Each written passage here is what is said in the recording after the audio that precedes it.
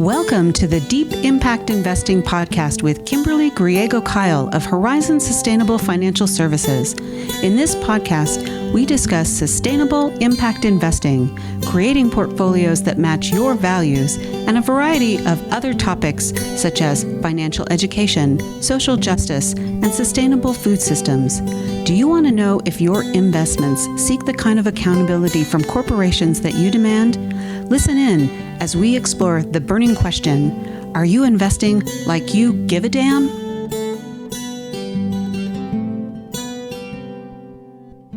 Hello and welcome to Deep Impact Investing with Kimberly Griego-Kiel from Horizon Sustainable Financial Services. Kim, how are you? Well, I just came back from vacation last night. So, yeah. And it snowed this morning. I came from the Caribbean and the warmth to snow, but it's okay. We need the moisture. Well, not like that. Well, not in a frozen capacity. I'm not so fond of frozen water myself. Yeah. I want to share something with you though, and the listeners. I was so brave on vacation. I went parasailing. Really? Yes. I have never done that. Well, I have wanted to do it forever, and it was one of the most gorgeous things I have ever done. I literally felt like I was flying and floating on the air, and the Caribbean waters are so beautiful. And I just kept thinking while I was up there how important it is to keep our ocean clean and safe because we want to continue these beautiful waters. So yeah, it was a nice moment. Yeah, no, I've never 15 done minutes. that. For 15 minutes, yeah. I was actually watching a video this morning about a guy in a wingsuit, right? He was flying in a wingsuit, and I just thought, man, that would be so much fun. Now, I've never parachuted, so I mean, this guy is, I'm not sure I'm ready for that. Yeah, but I think I'm going to add it to my bucket list because that feeling of just flying would be pretty amazing. I mean, you're really just falling very fast, but still, right? You can go in different directions and fall, so that's kind of fun. We'll see. Yeah. Well, let's get on topic here. Okay. It is almost March, and when we're recording this, and I wanted to talk about the importance of International Women's Day, and especially as it relates to investing, impact investing. And March is also Women's History Month. So there's a lot. Yeah. And you probably are thinking, why do we celebrate Women's Day? Well, I actually, you probably have some good idea. No, well, actually, I don't. Let's just be honest. Women's History Month. Now, that is something I've known about for a very long time, and I love that. My daughter and wife and I have had conversations about that. But International Women's Day, I don't know much about, quite honestly. Okay. Well, let me share some stuff with you. Please, yeah.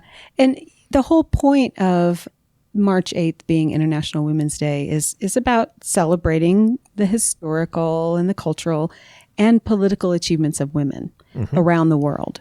And it's observed pretty much in every, major international country. And what we're doing is we're observing and supporting and taking action against gender inequality around the world.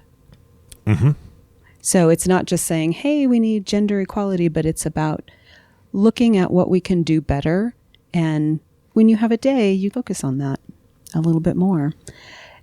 I also didn't know until this morning that there are themes to each year's International Women's Day. Oh, I had no idea. I didn't either. I always just was thinking, International Women's Day, we should say something. But this year's theme for 2022 is hashtag break the bias. And I thought, okay, that's interesting. What does it mean? Break the bias is looking at how we can live in a more gender equal world. There's a lot of work to be done on that. Oh, yeah. Yes. Yeah. And really what we want to do is talk about advancing gender equality in terms of the context of climate crisis and disaster risk. And you're probably thinking, that doesn't make sense. But we have talked a lot about the UN's Sustainable Development Goals And every time we talk about women's issues around those goals, it also looks at climate issues. They go hand in hand. And honestly, this is probably the greatest global challenge of the 21st century. Climate change and how it's affecting the world's populations. Yeah. Yeah. And you've talked a lot about that before. Right. I find it interesting how it all ties in with what we're talking about today. Yeah. And I was, again, doing some research on it just to get a little bit more background around it. And this movement of Women's Day, there was a National Women's Day, which was originally observed in the U.S. on February 28th. I was like, oh, that's interesting. It's my son's birthday. Although it was back in 1908. We weren't even thought of back then. But the whole idea around then was, interestingly enough, the Socialist Party of America is the one who designated that honor on that particular day. And it was around garment workers' strikes in New York City. And women were protesting against the working conditions that they were being forced to work under. So yeah, I was like, okay, interesting. And really what we're also going to be talking about is how women and girls are really effective and powerful leaders, and they can be change makers for the climate. When we're looking at adaptation to new problems and solutions and mitigation of climate change. Women when are given the involved. opportunity. Yeah, when given the opportunity. I mean, women really are involved in sustainability initiatives all around the world and really leading the charge for a lot of this. So it's kind of interesting. Yeah. I also, go ahead. No, I want to piggyback off of that because I was actually listening to a discussion just last week about women in business, women in startups specifically, and how often they're securing funding for their startups. Do you happen to know the percentage of women that secure money for startups in the United States? It's incredibly low. I don't know it off the top of my head. I hope you do, but I think it's only a few percentage points. Yeah. And it was very disheartening because I knew that it was low. I thought it was like in the teens low. That was my thought. I'm like, man, that's really too low. That was optimistic. Yeah, that was very optimistic, apparently. No, 2.8%. Yeah. Which is abysmal. Yeah. Right. And so I see that folding into this discussion because of the fact that there are ideas out there that are being shelved or just being denied, any type of funding because other people just don't get it. Right. A lot of what's happened in the past is women have had incredible business ideas that would impact women. And guess what? Women are the majority population on the earth. If anybody didn't know that already, I think you guys are at like 51.9% or something. But they're usually pitching. Gals are at 51.9%. Oh my goodness! You said you guys. Oh, Isn't I did. That funny? You did. See, and look at me. This big white guy is totally biased. Anyway, but it's one of those things where, most women are pitching ideas to boardrooms full of old white guys like me. Right? That have been in business for a long time and just quote unquote don't get it. Right? Well, I just don't see how that's going to succeed or impact or whatever. And that needs to change as well because again, we've talked about women in the boardroom needing to be represented more, people of color needing to be represented more. All of that equality needs to be addressed. And so I think that's really slowing the ideas down. Right? Progress is being slowed down because we're not giving them a voice. So I agree 100%. Right. Yeah, and by you mentioning this, and this is one of the reasons I love working with you, Eric, it triggered something in my head to listen or to mention to our listeners that one of the ways we can help women getting funding for business startups is to look at community investing opportunities because that is where most women's money is going to come from if they're looking to start up a business. They can't just walk into a big name bank and get a loan. It doesn't matter how good their credit is. It is very biased against women and especially women of color. Correct. Yeah. So that's an important fact, and I'm glad you brought that up. Mentioned it, but you love statistics and so do I. And the UN gathers data on probably most women's issues around the world. And I was really not so surprised at some of these statistics. So right now, 70% of 1.3 billion people are living in conditions of poverty, and those are women. In urban areas, it's 40% of the poorest households, which are also headed by women and living in poverty. Shocking, not really. Women, though, predominantly help create most of our food production worldwide, yet they own less than 10% of the land. So that food production process is about 50 to 80%, and they're owning less than 10%. Really? I did not know that they were dominant in production. They are. What they're doing is they're working land they don't own and creating these small farms, especially we're going to see those in South America, those where a lot of our food comes from, honestly. And so it's mostly women doing that work. 80% of women are also displaced by climate-related disasters around the world. They're more highly displaced than men because we see so many women-led households. So that's also important to recognize. And then when we're talking about climate change, I thought this was interesting, and I really want to do a little more research on it, but the UN says that changing climate could possibly lead to more gender-based violence, increases in child marriages, and honestly, the worsening of their reproductive health around these issues. Because when we have major climate disasters, what we're looking at are women who are vulnerable and become even more vulnerable when they lose their sources of food, their housing, protection for their children, and any of these things can happen because of that. Yeah. So we really, really have to focus on the climate change issues because, as I've mentioned before on this podcast, it's all interconnected. So very, very fascinating. Do you have questions about that? Well, so many. I mean, but it's one of those things where it's almost, where do you start? Right. I mean, that is the most difficult part, because there's an old riddle and I can't even remember how it goes, but basically it's talking about a doctor and a doctor's son.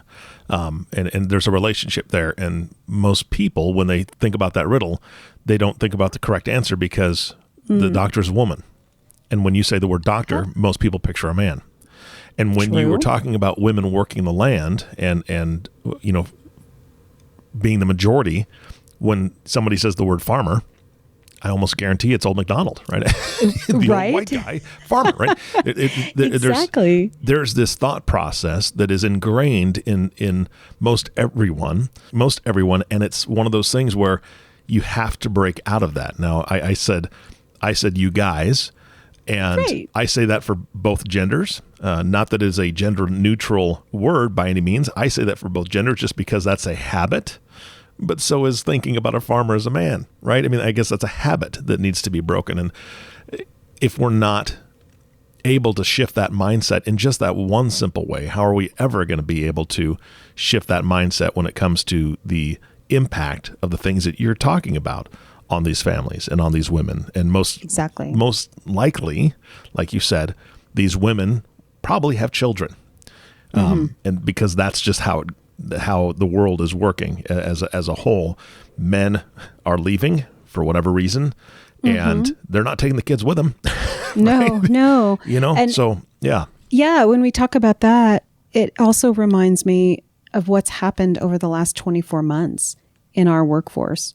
I mean, women are still being paid less than men, and they do, if we're just talking about the U.S. and industrialized countries, we've seen such an increased burden on women since the beginning of the pandemic. We really are, March 2022 now, so it's 2 years.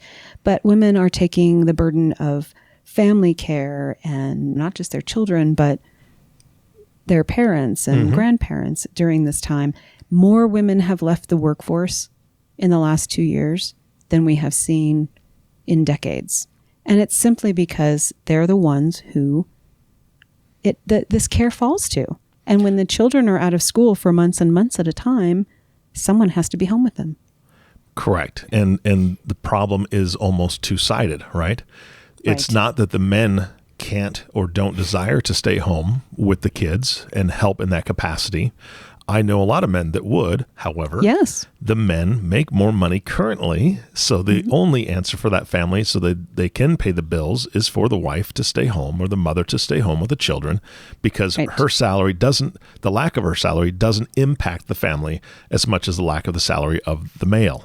That's quite often true. Absolutely. I mean, again, it's a catch-22 in a way, but it's, again, where do you start? And the real tragedy here is when there are single mothers. Oh, yeah. And this burden is falling to them, and they have to be home for their kids, especially during these last 2 years, and are unable to work because they don't have the ability to do their work from home. And I think a lot about our grocery workers and, all these frontline workers who are so vital. We've really seen that. And a lot of them are women. Yeah. Well, and boy, you start kicking over rocks, Kim, and more and more things come to mind. So you know that my wife and I used to work at Boys Town in Nebraska, right, as family teachers, and we worked with boys. Boys Town has boys and girls there, but we worked with boys specifically. And I remember a time when I would look up, and because all the bedrooms were upstairs, and you could see the upstairs from our main living room, and I'd look up there, and I remember one day I was thinking, not one of these young men that are living with me have a father at home. And half of them came from the court system, meaning they came from juvenile hall or, right. they were locked up. And here's the reason. Those 4 or 5 that I'm thinking of specifically that were in during that time frame, their moms were working 2, possibly 3 jobs to make rent, to pay bills, to put groceries on the table, to feed their kids. And that meant that she wasn't home a lot to monitor these young men who were turning 13, 14 years old and being stupid like all teenage boys are, like I was. Exactly. And going out and getting into trouble, right? So you take this woman out of the home to work to supply food and the necessities because there is no husband there is no father figure there.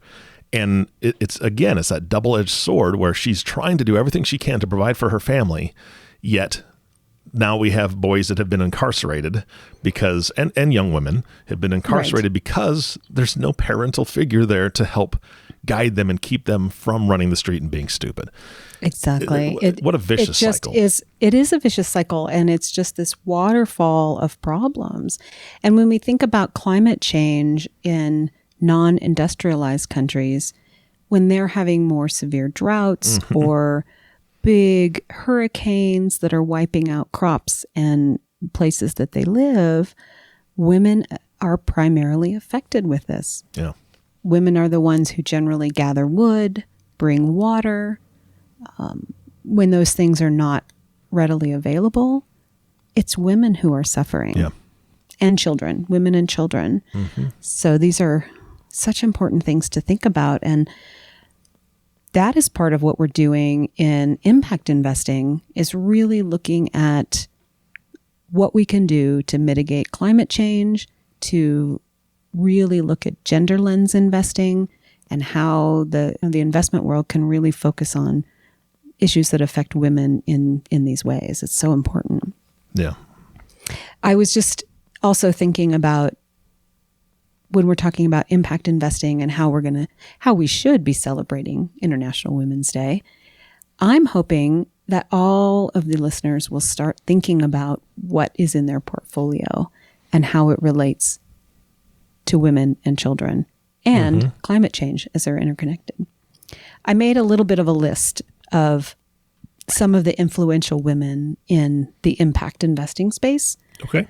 Several I've had on this podcast before. So you might recognize their names. And I did forget to go back and mark which podcasts they were on, but we'll mention their names and folks can go back and listen to things that they've had to say. So the first two I have not had on the podcast. I would love to have them on, but Amy Dominy her name is almost synonymous to socially responsible investing. She founded Dominy Social Impact Investments, which is one of the oldest mutual fund companies. And I've mentioned before the Sustainable Investment Index, which has the wonderful name it does now, but it used to be called the Dominy Social Index. That's awesome. I know. And it's been around for over 30 years. Amy has written a number of books on these topics and investing, and she really has pushed the envelope. So it's great to have such a pioneer like that in our investing circles. There's also a woman whose name is Sally Crawshank, and she founded a company called Ellevest, which is a digital investment platform for women. Yeah. And she's been involved in the impact investment arena and also has been noted as one of the most influential women on Wall Street. So I'm not just talking about impact sectors, but Wall Street itself. All right. So before you continue, anybody listening to this that knows Amy or Sally, please, no, I'm serious. Please share this podcast. Send them this podcast, because this is the official invite to please be on the show, because I'd love to hear from them. Yes, I would too. Now, 3 others that I want to mention. Ivka Collis. We've had her on before, and she's the Chief Investment Officer at Prometheus Capital. She has also been mentioned many, many times as one of the top money managers in our industry. And that's not just US, but global as well. So that is such a thrill to have had her on and to know her personally. And one of my favorites, Pooja Khosla. Remember that fascinating conversation with she's such a brilliant statistician. And I can't even quite keep up with her, but she and I have gotten to be very close. And so we check in on each other every couple of weeks.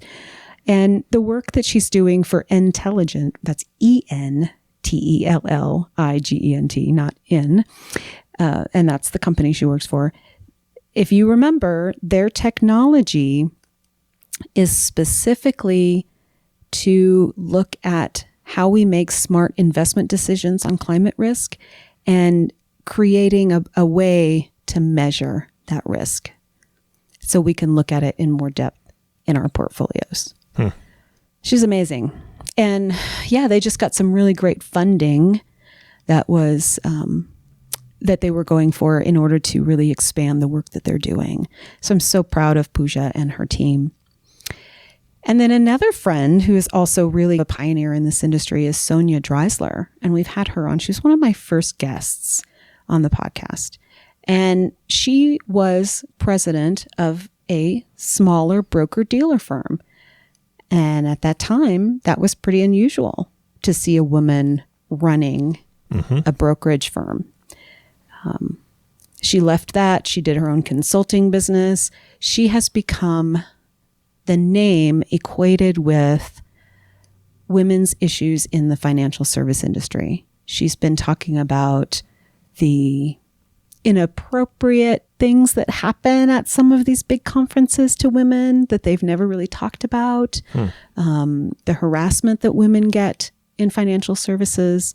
She talks about that. She's really kind of been blowing the whistle on a lot of these, shall we say, not so great aspects of financial services. It's difficult for most women in finance in any way. And Sonia recently started a new, it's not really a firm, I believe it's a nonprofit, but I'd have to double check on that, called Hello Choir. I'm not sure what the choir part stands for, but the whole point behind what she's doing is to get folks in this financial services industry to sign on to a pledge that will require any conference that we attend as individuals or participate in meet certain levels of women speakers and people of color speakers. That would be a good start. It is a good start. Right. And we've kind of been aware of that for several years, that we needed to be more inclusive, have more people of color on our panels, have more women speaking, especially in keynote addresses, those types of things. And so she's really pushing that out there and has so many big names already signed on to this pledge. So I'm really looking forward to seeing how that goes. For when we talk about supporting women in finance and people of color, especially women of color in finance, it seems like it should be an easy ask, but it's not. It's a big ask. Women are more often passed over in the financial industry for promotions, things like that, and obviously across the board in a lot of other industries. So we want to put a name to that and just say, here's an issue. Here's how we can solve it. Yeah, absolutely. And what I love about my podcast is how often we do talk about women's issues. And some people might not appreciate that, but when we really think about improving the lives of women and children around the world, we're improving the lives of men as well, because half those children are male, right? Well, slightly under half. Yeah, slightly under half. Right.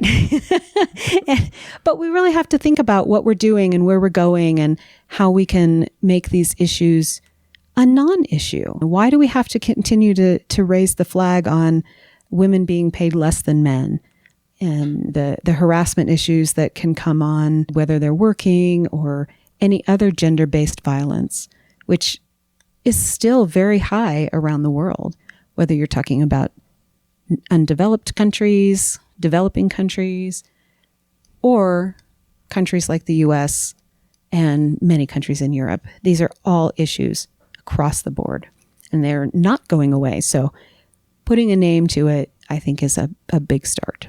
Yeah. And putting a name to it and talking about it, exactly what you're doing here, because there is, I truly believe there's just a lack of knowledge or even a lack of acknowledgement. I would say that. Areas. Yeah, absolutely. Acknowledgement. Yeah. And I, just speaking from personal experience, my wife is Hispanic, and I never realized what she went through. You know, when we first got married, I didn't, until she basically told me what she was feeling like in our first 6 months to a year of marriage in the area, because we were in Washington State and in a predominantly white area. Then I was keen to start paying attention to people's body language.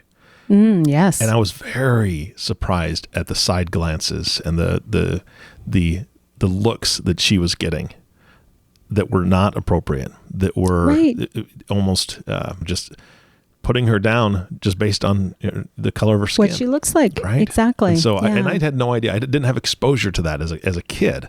And then as a husband at 21 years old, full of testosterone, it really made me mad.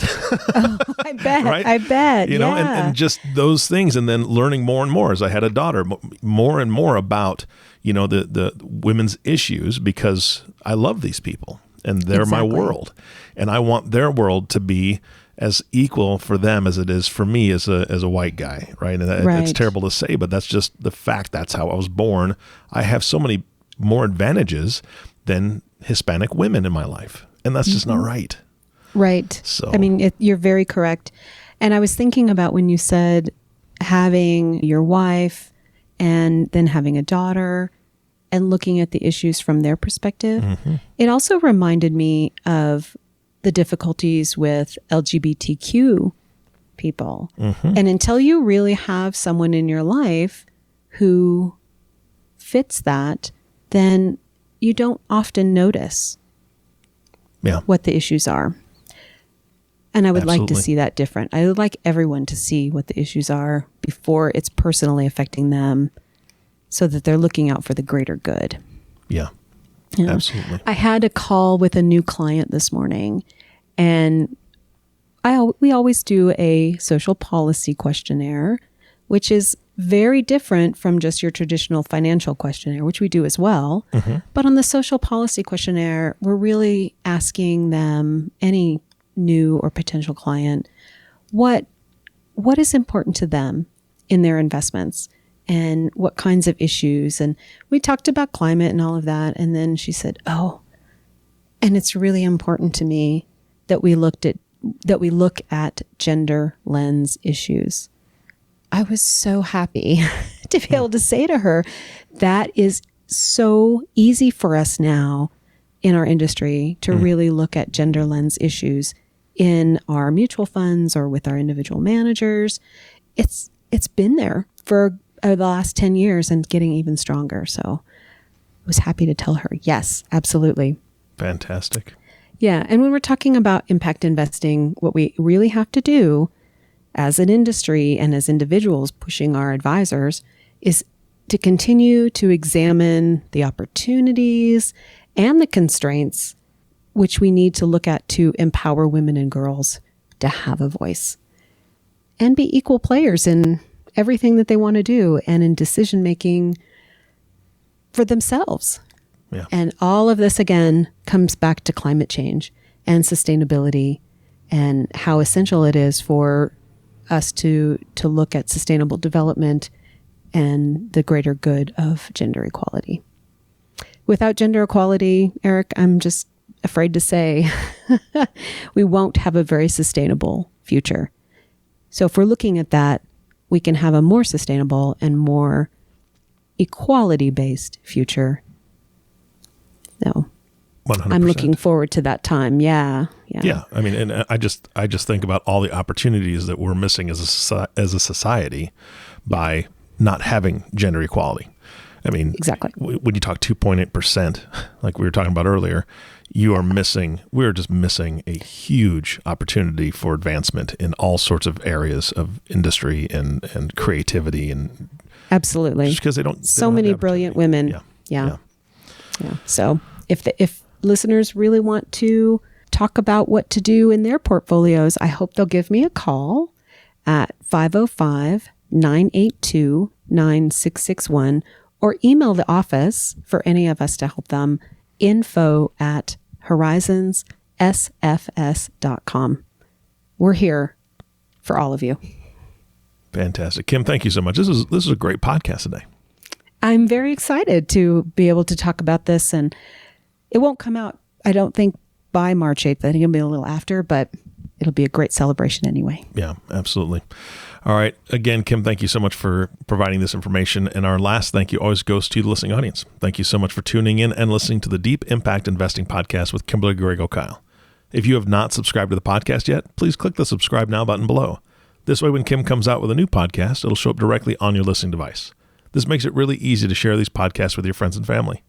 Again, thank you so much for listening today. For everyone at Horizon Sustainable Financial Services, this is Eric Johnson reminding you to live your best day every day. And we'll see you next time.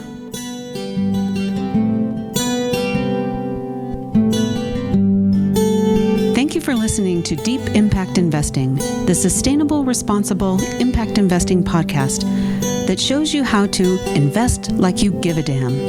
If you have questions about this podcast or topics you'd like to hear addressed on an upcoming podcast, email us at kim@horizonssfs.com. Join the conversation on Twitter at horizonssustfin or give us a call at 505-982-9661. Don't forget to click the subscribe button to be notified when new episodes become available.